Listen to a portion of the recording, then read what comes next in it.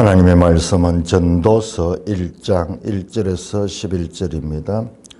전도서 1장 1절 다윗의 아들 예루살렘 왕 전도자의 말씀이라. 전도자가 이르되 헛되고 헛되며 헛되고 헛되니 모든 것이 헛되도다. 해 아래에서 수고하는 수고가 사람에게 무엇이 유익한가? 한 세대는 가고 한 세대는 고되 땅은 영원히 있도다. 해는 뜨고 해는 지되 그 떴던 곳으로 빨리 돌아가고 바람은 남으로 불다가 북으로 돌아가며 이리 돌며 저리 돌아 바람은 그 불던 곳으로 돌아가고 모든 강물은 다 바다로 흐르되 바다를 채우지 못하며 강물은 어느 곳으로 흐르든지 그리로 연하여 흐르느니라. 모든 만물이 피곤하다는 것을 사람이 말할 수는 없나니 눈은 보아도 족함이 없고 귀는 들어도 가득하지 아니하도다. 이미 있던 것이 후에 다시 있겠고 이미 한 일을 후에 다시 할지라. 해 아래에는 새 것이 없나니. 무엇을 가리켜 이르기를 보라 이것이 새 것이라 할 것이 있으라. 우리가 있기 오래전 세대들에게도 이미 있었느니라. 이전 세대들이 기억됨이 없으니 장래 세대도 그 후 세대들과 함께 기억됨이 없으리라. 자, 1장 12절에서 18절까지도 계속 읽겠습니다. 1장 12절 나 전도자는 예루살렘에서 이스라엘 왕이 되어 마음을 다하며 지혜를 써서 하늘 아래에서 행하는 모든 일을 연구하며 살핀적 이는 괴로운 것이니 하나님이 인생들에게 주사 수고하게 하신 것이라. 내가 해 아래에서 행하는 모든 일을 보았노라. 보라 모두 다 헛되어 바람을 잡으려는 것이로다. 구부러진 것도 곱게 할 수 없고 모자란 것도 셀 수 없도다. 내가 내 마음속으로 말하여 이르기를 보라 내가 크게 되고 지혜를 더 많이 얻었으므로 나보다 먼저 예루살렘에 있던 모든 사람들보다 낫다 하였다니 내 마음이 지혜와 지식을 많이 만나 보았음이로다. 내가 다시 지혜를 알고자 하며 미친 것들과 미련한 것들을 알고자 하여 마음을 썼으나 이것도 바람을 잡으려는 것인 줄을 깨달았도다. 지혜가 많으면 번뇌도 많으니 지식을 더하는 자는 근심을 더하느니라. 오 하나님 아버지 은혜를 감사합니다. 이 전도서 말씀을 통하여 하나님을 더 깊이 알아갈 수 있는 복된 시간 되게 하여 주시옵소서. 예수님 이름으로 감사하며 기도드리옵나이다. 아멘.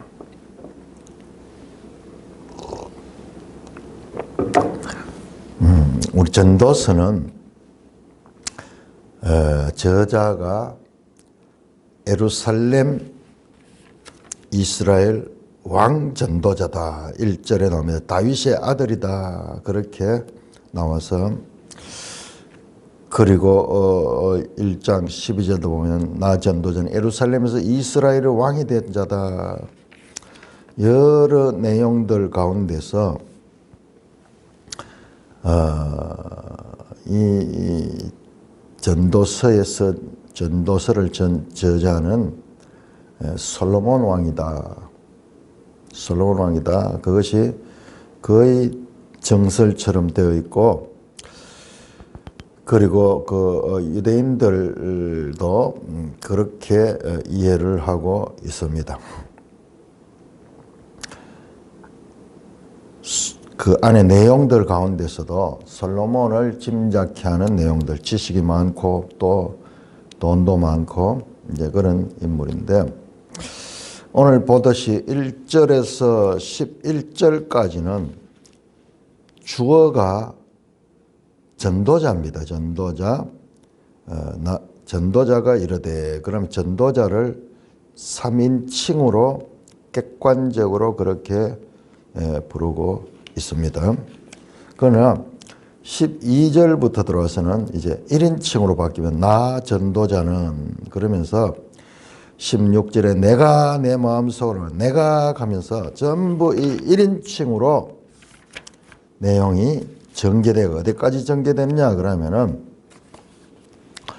12장 마지막까지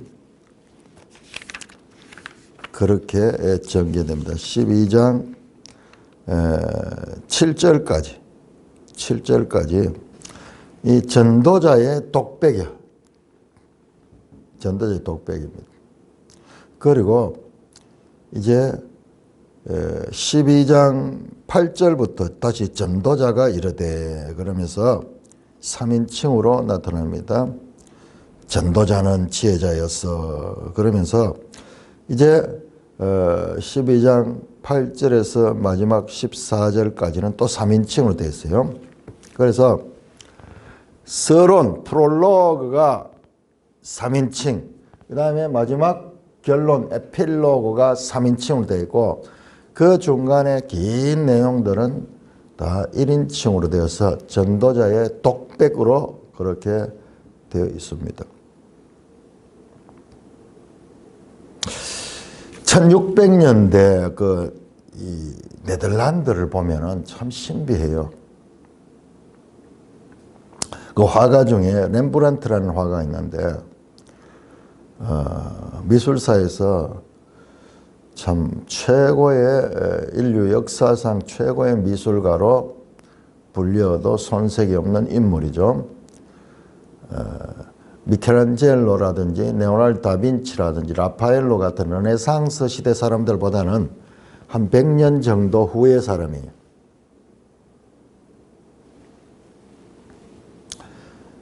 이때 네덜란드는 세계에서 아주 이 강국이었습니다. 문화가 발달하고, 그런데 여러 가지 학문도 발달하고 이런데, 이 렘브란트의 그림을 보면은 미술적으로도 타의 추종을 부활하는 그런 이 탁월성이 있고 깊이가 느껴집니다. 그런데 내용을 보면은 이전의 기독교 미술과 완전히 달라요. 이전의 기독교 미술은 우상이어서 우상. 전부 성상같이 그렇게 조각하고 그림 그리고 그렇게 했는데, 이 렘브란트의 그림 보면은 성경의 내용들을, 성경이 이야기체로 되어 있잖아요. 그 이야기체로 있는 내용들을 그림으로 그립니다. 자, 무슨 차이냐 그러면, 어떤 거는 그래가지고 모셔놓고 보고 그 앞에 기도하고 뭐 이런 그 자체가 성화가 되지만은, 제가 그것을 구분하기를, 렘브란트의 그림은 성화가 아니고, 성화는 이콘 하는 게 이게 우상과 연관이 되어 있어요. 바이블 스토리 페인팅, 성경을 그림으로 그려낸 거예요. 다릅니다. 신상처럼 그리는 그림하고 성경의 내용을 그린 그림, 돌아온 탕자라든지 뭐 이런 그림들이 그 이전에는요, 기독교 미술에서 다루어지지 않았어요. 그런데 아버지의 그 사랑을 담고 있는 그런 그림이라든지, 그 다윗과 요나단이라든지 아주 그림을 이제 이 스케치했는 것도 보면은 아주 그런 부분들, 성경의 스토리, 마치 설교자가 설교하듯이 성경의 아주 중요한 메시지를 전하는 그런 데 탁월합니다.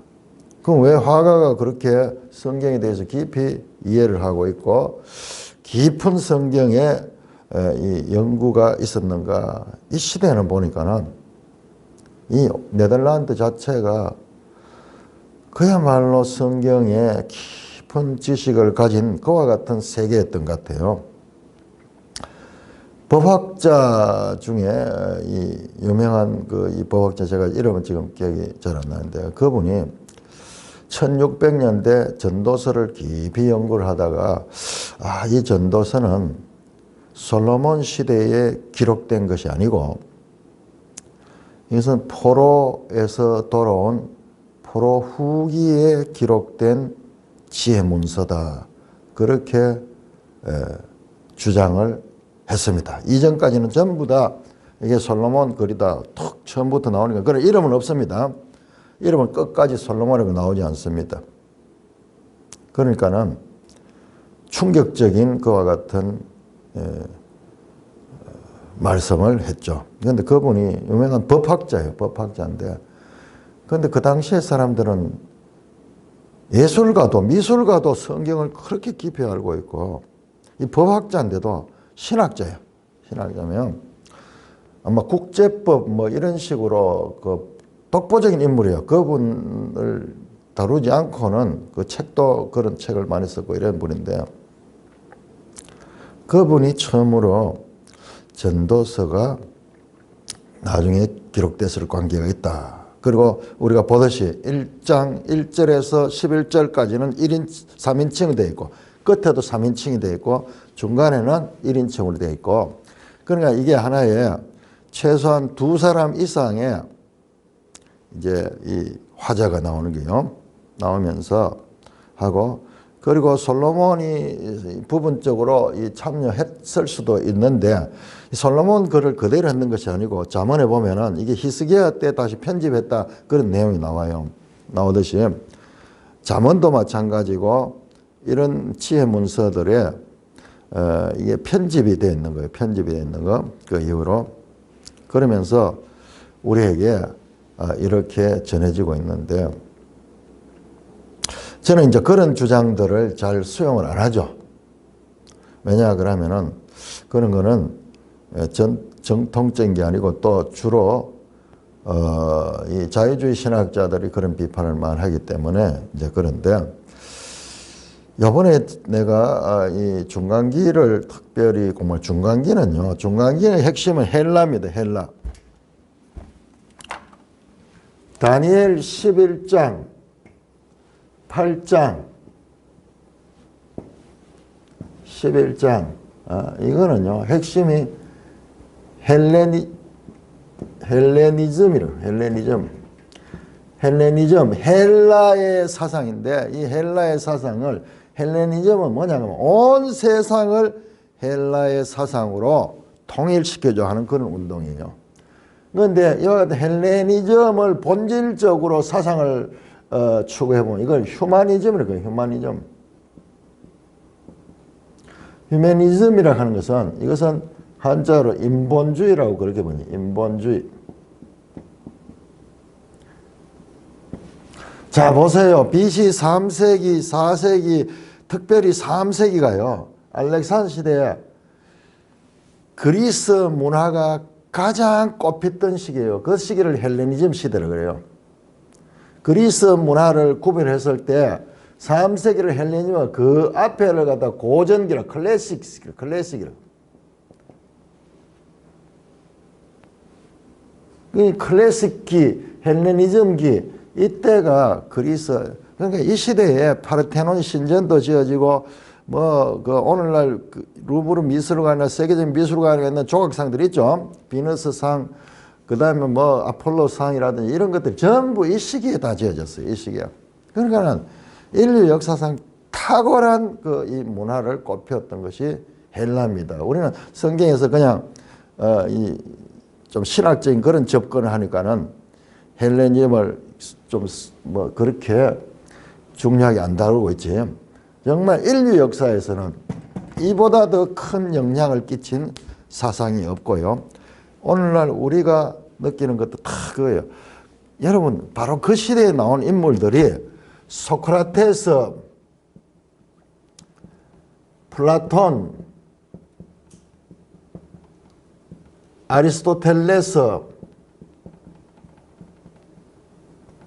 아리스토텔레스가 저 알렉산더 대왕의 스승이었잖아요. 가정교사였잖아요. 그런 시대였어요. 그런 시대. 오늘날도 모든 학문의 근원을 올라가면 전부 이뤄가죠. 그리고 특별히 그 이 남방왕 북방이 싸우던 그 프톨레미 왕국의 알렉산드리아는 아르키메데스라든지 그 철학자들과 과학자들 뭐 이런 사상가들이 전부 나타났던 그 시대예요. 그 시대. 그 포톨레미 그 2세 시대에 성경도 히브리 성경도 번역이 될 정도로 그렇게 이 알렉산드리아는 인류 역사상 괄목할 만한 그와 같은 지역입니다. 자, 우리 이 지도를 보시면은 지도에서도 그걸 다루고 있죠. 지도에서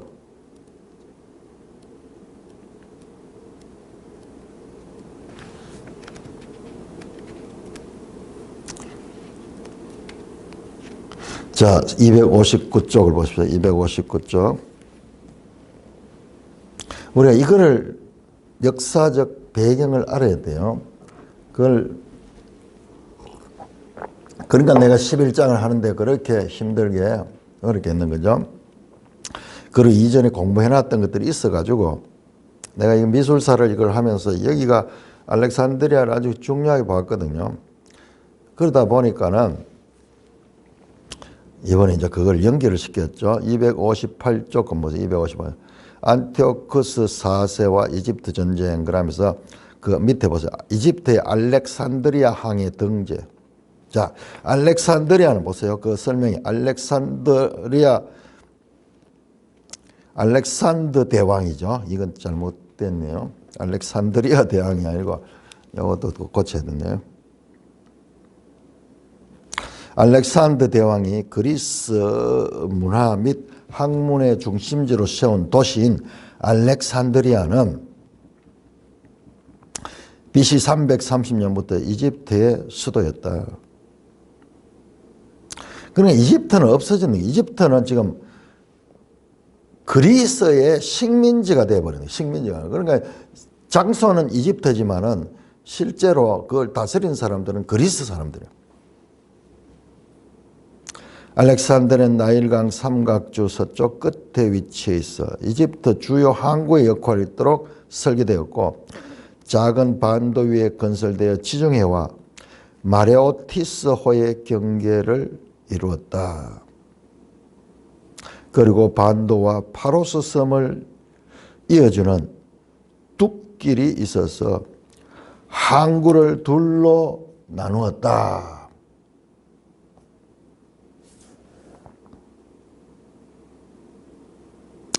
파로스 섬의 등대는 몇 킬로 떨어진 지점에서도 122m 이상의 높이에서는 볼 수 있었다. 이 등대는 오늘날 세계 7대 불가사의 가운데 하나로 기억되고 있다.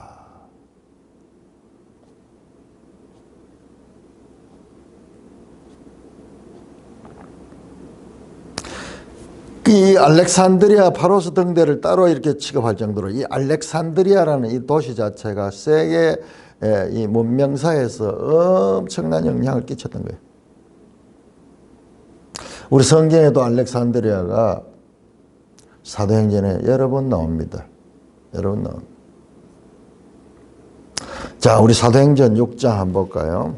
자, 이 배경을 우리가 했던 중간기가 얼마나 중요한가. 그냥 중간기로만 이렇게 봐서 안 되고 이때 들어있는 그 사상적, 역사적, 문화적 그 배경을 알아야 돼요.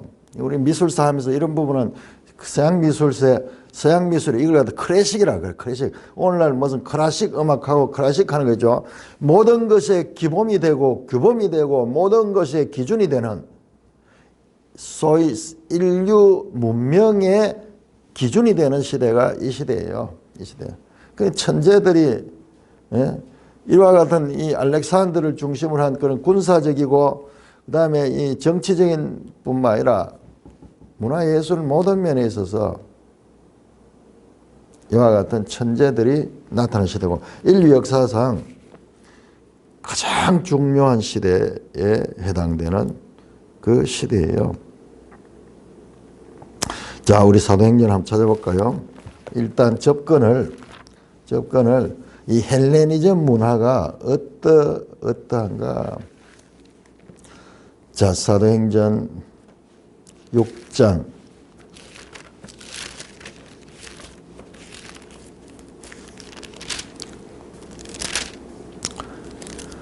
사도행전 6장 9절, 6장 9절,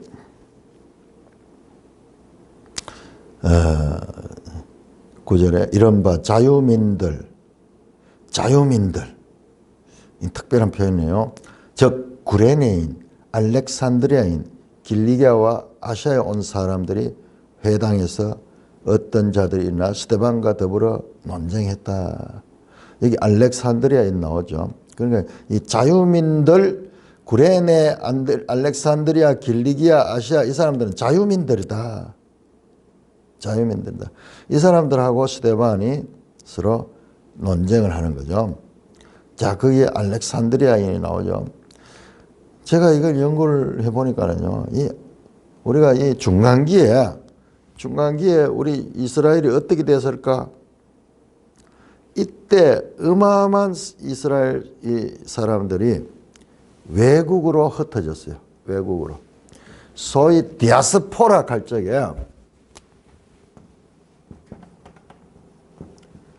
디아스포라 흩어진 자,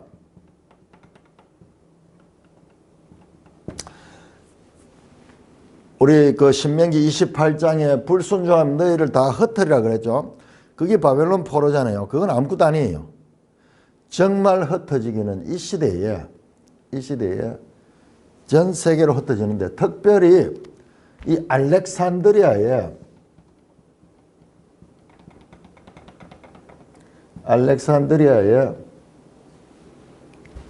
유대인들이 엄청난 수의 사람들이 거기에 살고 여기는 자유도시예요. 자유도시.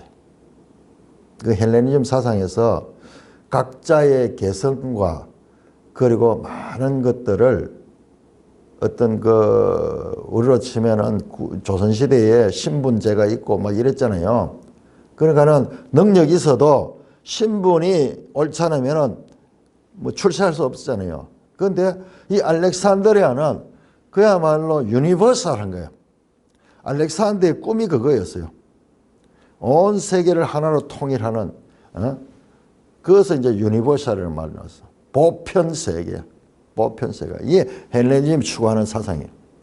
마음대로 경쟁하고 연구하고 발전하고 자유를 통해 가지고 그래서 발전하는 오늘날 자본주의 비슷한 그런 사상이 그 속에 있어요. 그러니까 유대인들이 본국에 있기보다도 외세에 계속 시달리는 이런 데 있기보다도 이제 여기로 많이 갔어요.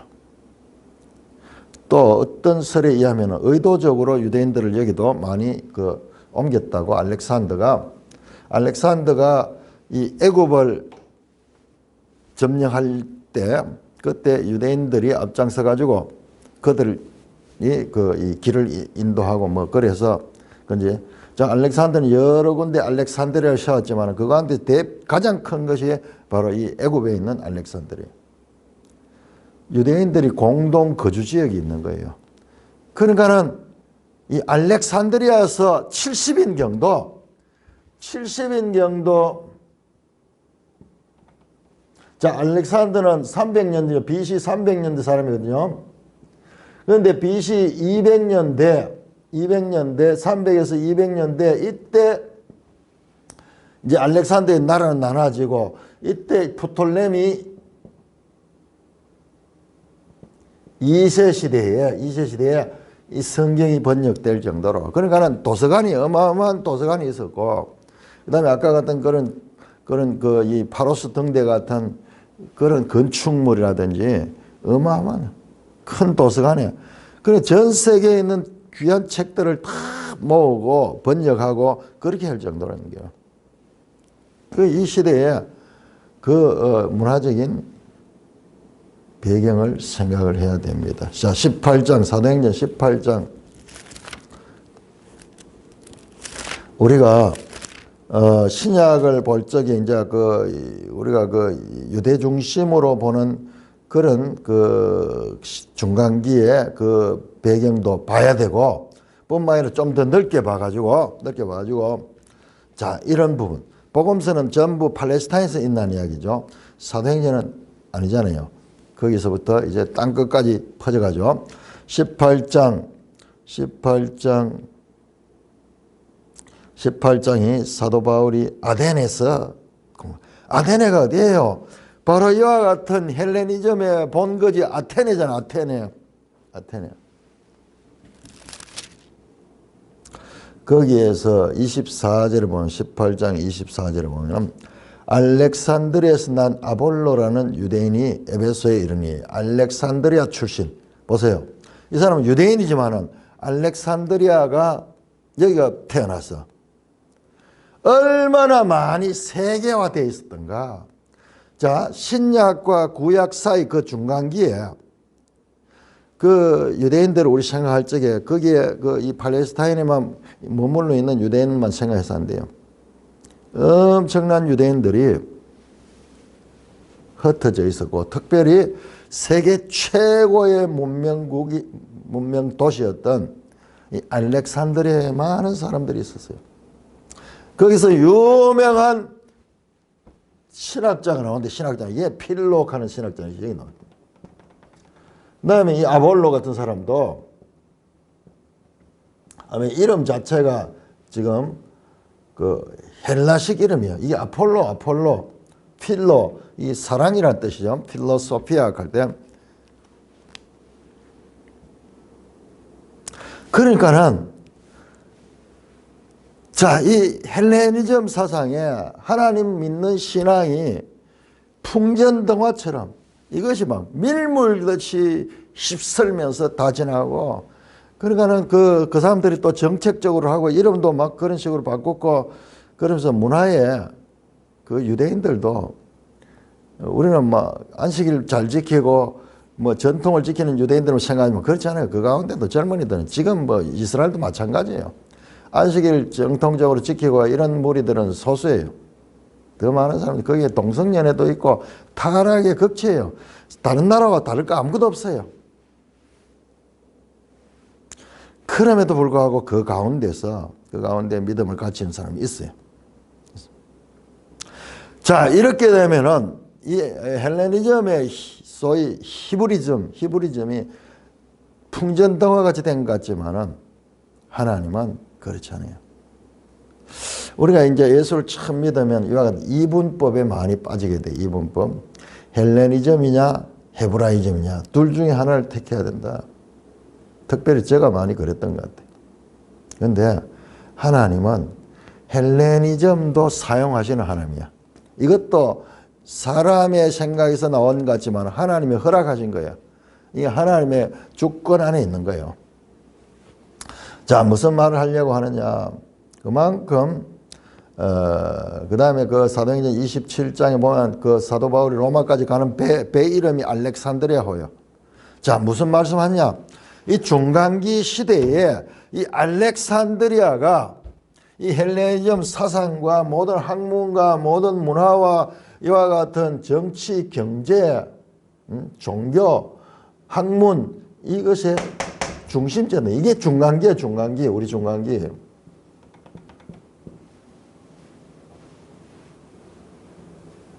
사도 바울 같은 사람도 이런 헬레니즘 사상에 대해서 깊은 이 조예를 가진 사람이에요. 그래서 수사가 아주 논리적인 그런 수사를 하고 그렇게 많은 사람들에게 우리 사도 바울이 아테네에 가서도 설교하잖아요. 딱 들어보니까 그 사람들이 아테네는 그 그리스의 수도잖아요. 자, 이와 같은 환경이었다는 거예요. 자, 전도서 이야기로 다시 돌아와서 전도서의 그 16세기에 17세기 1600년 되니까 그 화란의 신학자가 처음으로 이 전도서가 포로 후기일 것이다. 그 주장했던 이유 가운데 많은 것들이 있는데요. 언어적으로 우리는 지금 알 수 없죠. 언어적으로 이게 페르시아 시대 또는 그리스 시대의 단어들이 나오고 있다. 뭐 이렇게 그 당시로 보면은 소수 의견인데 그런 주장을 한 이후로 또 계속 더 연구를 하면서 이것이 심지어는 이 헬레니즘 시대 알렉산더 대왕까지도 여기에 영향을 끼쳤다. 자, 그러면은 전도서에 계속 등장하는 나라가 해 아래서거든요. 해 아래서 이 세상. 그러니까 인본주의는 뭐냐 그러면 인간이 중심이거든요. 인간은 해 아래 존재예요. 그런데 이 히브리즘, 우리가 믿는 하나님은 해를 창조하시는 분이고 해를 다스리는 분이야. 그래서 이 27번에 걸쳐가 전도서는 해 아래서. 그래서 해 아래에서 일어난 일의 헛됨, 헤벨, 아벨 하는 이름이 그것이 나와. 아벨에서 나와. 아벨. 헛되고 헛되다. 그러니 이 인본주의 문화의 이 결국은 허무다. 사실 그래요. 사실 인류가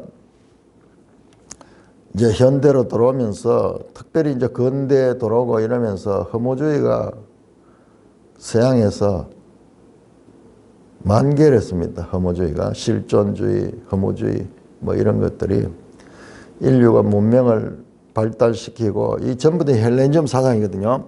이 바탕에서 그렇게 했지만은 결과적으로 2차 세계대전이 일어나가지고 그 인간의 지혜가 인간을 죽이는데 세계를 망하게 하는데 사용되는 것을 보고 허무에 빠졌습니다. 우리가 어린 시절에 우리나라도 전부 그 영향을 받았어요. 60년대 이럴 때 보면은 그 허무주의 사상들, 그런 철학자들, 쇼펜하우어, 니체, 그 다음에 허무주의 사상가들의 이야기들이 많이 우리한테 번역이 되고 우리 서양 문화와 더불어서 그런 허무주의 사상이 깊이 이 땅에 영향을 끼쳤던 것을 어린 시절이지만은 좀 기억을. 그때 책들이 보면 전부 이런 거 뭐 허무주의적인 그런 책들이 많았어요. 실존주의도 알고 보면 허무주의. 철학 사상도 그런 허무주의적인 사상, 그런 것들이 많이 들어가고, 그리고 피폐한 그 전쟁 이후에 이 땅에 그런 사상들이 오히려 유행이 됐던 것 같아요. 분위기적으로도. 자, 우리 전도서에 나오는 전도자 12절에 보면 나 전도자라는 말은 코헬렛이라는 말.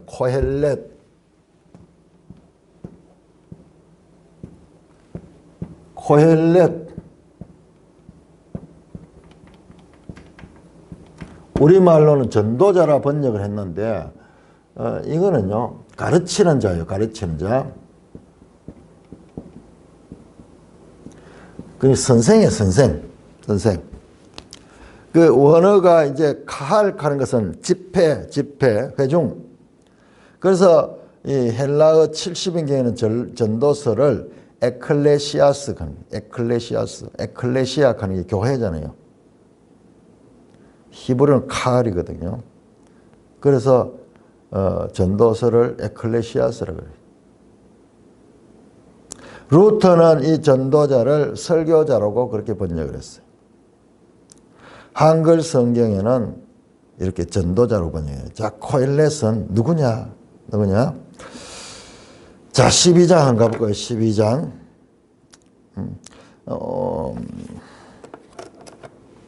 제일 끝에 12장 9절. 전도자는 지혜자였어 여전히 백성에게 지식을 가르쳤고 또 깊이 생각하고 연구하여 자문을 많이 지었으며 전도자는 힘써 아름다운 말들을 구하였으니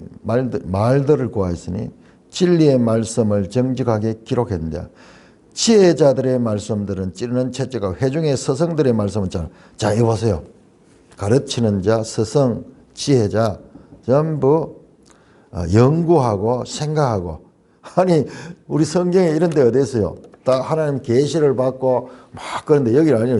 연구의 세상을 연구하고 사상을 연구하고 이랬던 내용이에요. 상당히 학문적이죠. 서성들, 지혜자. 자, 이게 뭐예요? 자, 제가 다니엘 11장, 우리가 다니엘 11장과 전도서와 다니엘의 연속성을 알면 다니엘 11장 32절 후반절에 하나님을 아는 백성은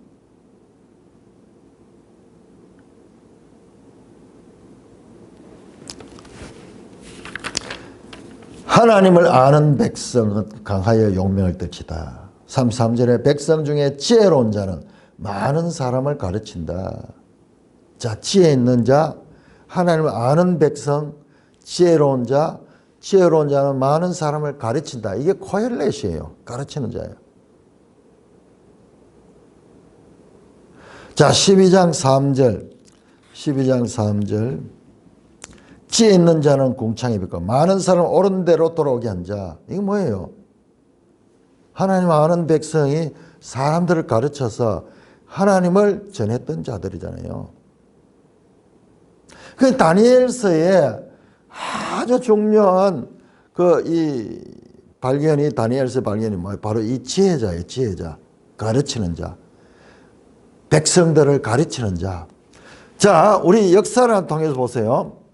이 성경에서 이와 같은 학자, 연구하는 학자, 그 다음에 스승이라고 하죠. 스승, 가르치는 자. 이게 언제 등장해요? 이런 게 어디 나옵니까? 제사장, 선지자, 뭐 전부 그런 거가 중심이었죠. 그런데 이게 언제 등장하냐고 하면 이게 학사 에스라,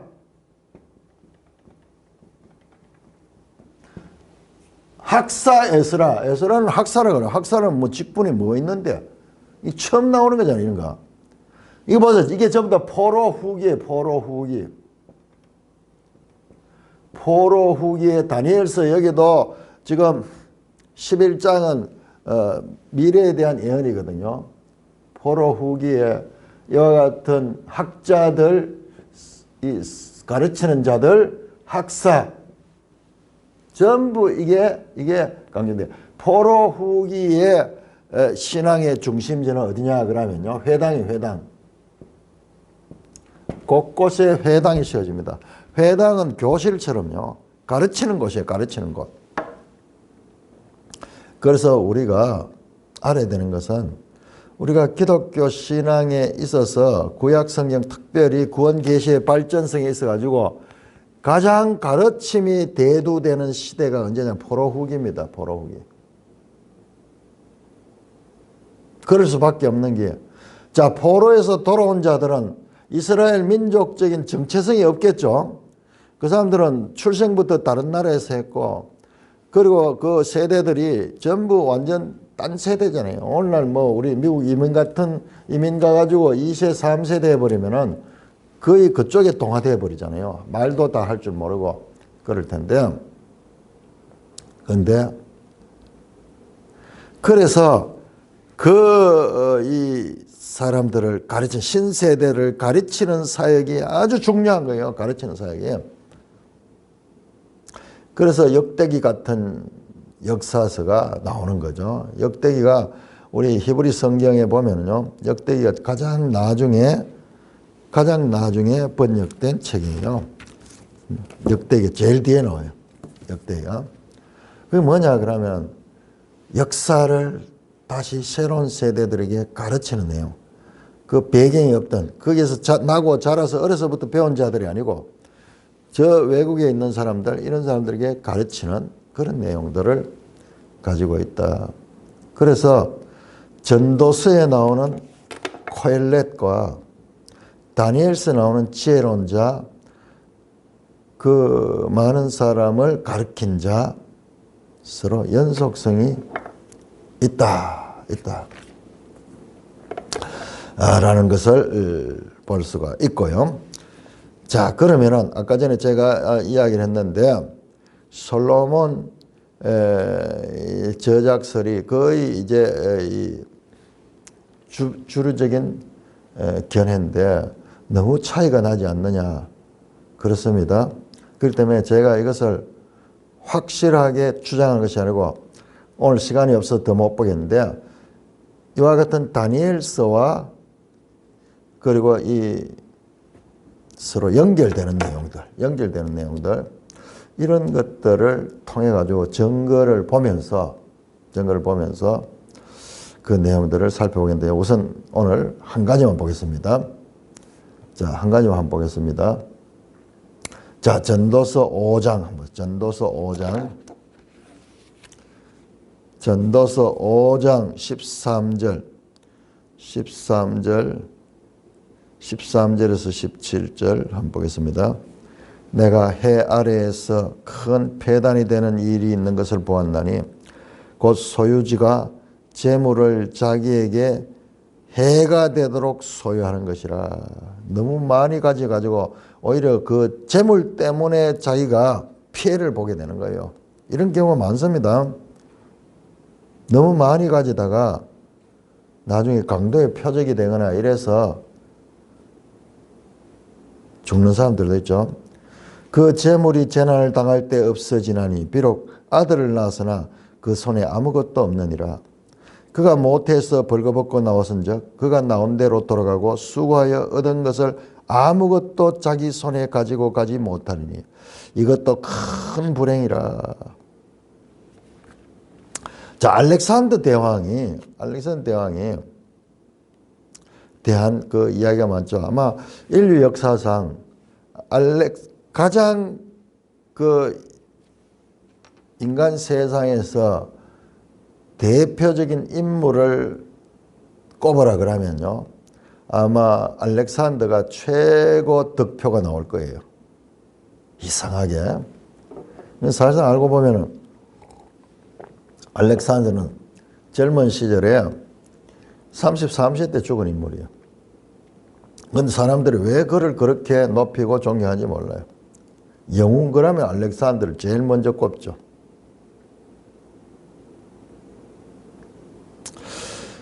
자, 다니엘 11장 3절 4절 보면 장차 한 능력 있는 왕이 일어나서 큰 권세를 다스리며 자기 마음대로 행하라.